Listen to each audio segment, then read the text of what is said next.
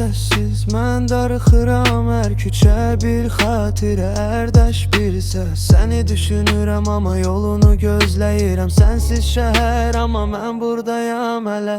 Günəş düşür üfüqə, kölgələr uzanır, hər addımda sənin adın çağırır. Dostlar yanımda amma mən özüm, ruhum dalğalanır, qəlbim səninlə dolu. Küçələrdə bir mahnı, biraz nostalji, hər pəncərə bir sirr, hər baxış mənə dəydi. Sən olmasan da səsin qulağımda, sənsiz şəhər amma xatirən yanımda.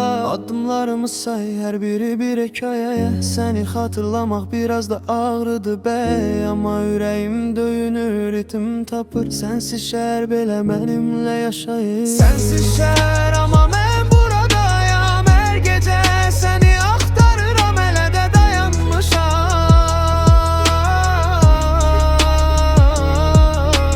Sənsiz şəhər amma ürəyim dolu, hər xatirə bir işıq, hər adım bir yol.